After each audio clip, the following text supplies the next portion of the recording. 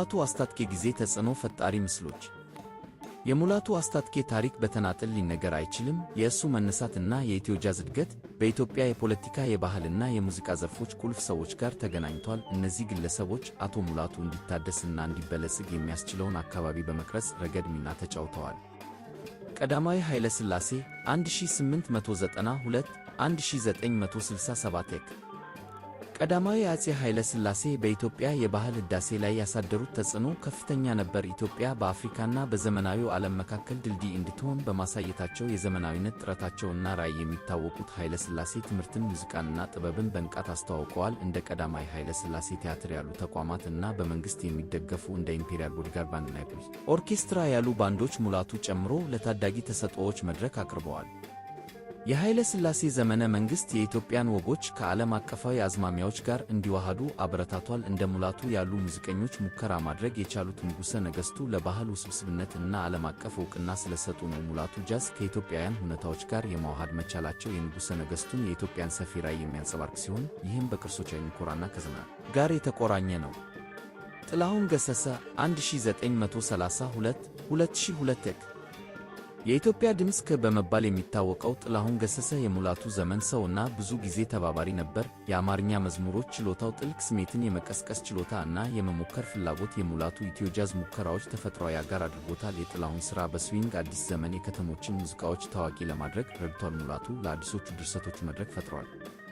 ጥላሁን እና ሙላቱ የኢትዮጵያ ሙዚቃ የሀገር ውስጥ እና ሁለንተናዊ ሊሆን እንደሚችል መግባባት ላይ ደርሰዋል። ትብብራቸው በተለይም በ1960ዎቹ ባህላዊ ድምፆችን ከጃዝ ሃርሞኒ ጋር በማዋሃድ እስከ ዛሬ ድረስ ተምሳሌት የሆኑ ድምፆችን ፈጥሯል።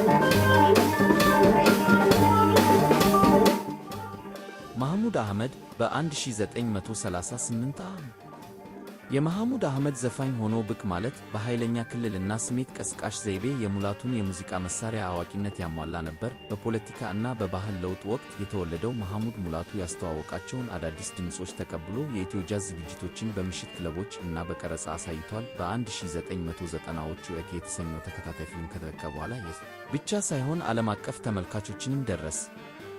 አለማየሁ እሸቴ 1941-2014 የኢትዮጵያ ኤልቪስ በመባል የሚታወቀው አለማየሁ እሸቴ በኢትዮጵያ ሙዚቃ ላይ የሮክ እና ሮል ግንዛቤን አምጥቷል። በሪትም፣ በምዕራባውያን መሳሪያዎች እና በመድረክ አፈጻጸም ለመሞከር የነበረው ፍላጎት የሙላቱ የጃዝ ፈጠራዎችን ያሟላ ነበር። አንድ ላይ ሆነው ወግን ከዘመናዊነት ጋር ለማዋሃድ የማይፈሩትን አዲሱን የኢትዮጵያ አርቲስቶችን ወክለዋል። ዓለም አቀፍ ተባባሪዎች ሙላቱ ከበርካታ ዓለም አቀፍ ሙዚቀኞች ጋርም ተባብሯል። በ1960ዎቹ፣ 70ዎቹ በለንደን፣ ቦስተን እና ኒውዮርክ ከጃዝ ስብስቦች ጋር በመስራት የኢትዮጵያን ዜማዎች ወደ ዓለም አቀፍ የጃዝ ትርኢት አምጥቷል። እነዚህ ትብብሮች ኢትዮ ጃዝ እንደ ሀገራዊ ክስተት ብቻ ሳይሆን ዕውቅና ያለው ዓለም አቀፍ የሙዚቃ ስልት ለመመስረት ረድተዋል።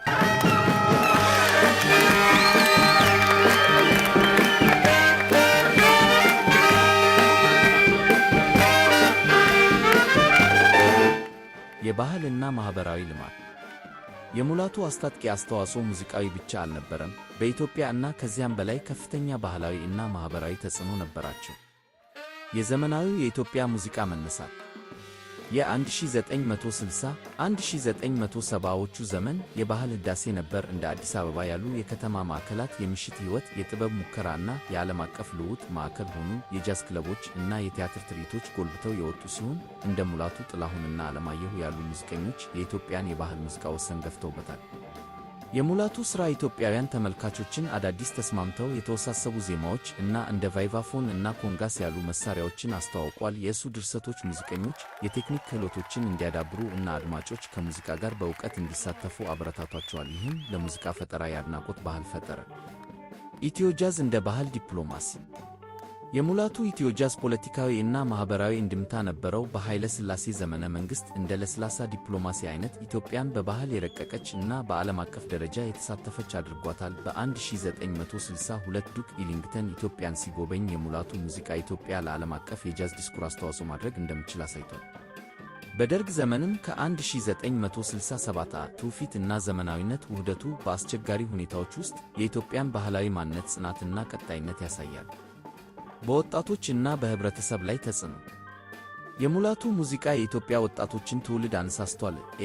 በ1970ዎቹ 1980ዎቹ ኢሲ ወጣት ሙዚቀኞች ዝግጅቶቹን እና ድርሰቶቹን በማጥናት ሁለቱንም ቴክኒካል ብቃት እና የፈጠራን ዋጋ ተምረዋል። ኢትዮ ጃዝ የከተማና የገጠር ማህበረሰቦችን በጋራ ባህላዊ ቅርስ በማስተሳሰር የሀገር ኩራት ምልክት ሆነ። ከኢትዮጵያ ባሻገር የሙላቱ ሥራ በዓለም ሙዚቀኞች ላይ ተጽዕኖ አሳድሯል። የምዕራባውያን አርቲስቶች የእሱን ትራኮች በናሙና በማሳየት በኢትዮጵያ ሚዛኖች እና በዘመናዊው የሂፕሆፕ የኤሌክትሮኒክስ ሙዚቃና የዓለም የሙዚቃ ትዕይንቶች መካከል ትስስር ፈጥረዋል።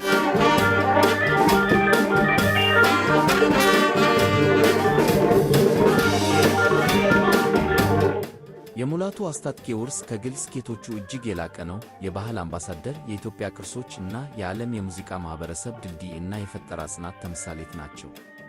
ዕውቅና በኢትዮጵያ ውስጥ ሙላቱ እንደ ብሔራዊ ሀብት ይከበራል። የእሱ ሙዚቃ በትምህርት ቤቶች፣ በሬዲዮ እና በብሔራዊ ፌስቲቫሎች ውስጥ ይካሄዳል። ኢትዮ ጃዝ በዘመናችን ያሉ ሙዚቀኞች ላይ ተጽዕኖ በማሳደር እና የኢትዮጵያ ሚዛን ዜማ እና ዜማዎች ንቁ ሆነው እንዲቀጥሉ በማድረግ የታወቀ ዘውግ ሆኗል። ዓለም አቀፍ ተጽዕኖ በዓለም አቀፍ ደረጃ የሙላቱ ኢትዮ ጃዝ በጃዝ አድናቂዎች፣ ፊልም ሰሪዎች እና የሙዚቃ በ1990ዎቹ ኢሲ የጀመረው የኢትዮፒክስ ተከታታይ ሥራዎቹን ለዓለም አቀፍ ታዳሚ ያስተዋወቀ ሲሆን ሙዚቃው በሂፕሆፕ ትራኮች ናሙና ተወስዶ አዳዲስ ባህላዊ ግንኙነቶችን ፈጥሯል። የባህል ጥበቃ እና ፈጠራ ሙላቱ የባህል ጥበቃ ሞዴልን በፈጠራ ይወክላል። የኢትዮጵያን ባህል ከጃዝ ጋር በማዋሃድ ልዩ የሆነ ኢትዮጵያዊ ነገር ግን ሁሉን አቀፍ የሚስብ ድምፅ ፈጠረ። ሕይወቱ ሙዚቃን ከፖለቲካዊ፣ ማኅበራዊ እና ጂኦግራፊያዊ ድንበሮች የዘለለ አቅም እንዳለው ያሳያል። ዘላቂ ቅርስ ዛሬ ሙላቱ ትርኢቱን መዝግቦ እና መነሳሳቱን ቀጥሏል። በ1960ዎቹ ከመጀመሪያዎቹ ቅጂዎች ጀምሮ እስከ 2000ዎቹ ዓለም አቀፍ አስጎብኚዎች ድረስ የሥራ ዘመናቸው በኢትዮጵያና በዓለም አቀፍ ደረጃ የታዩ ለውጦችን የሚሸፍን ነው። ኢትዮ ጃዝ ለፈጠራ፣ ለጽናትና ለባህላዊ ውህደት ኃይል ሕያው ምስክር ነው።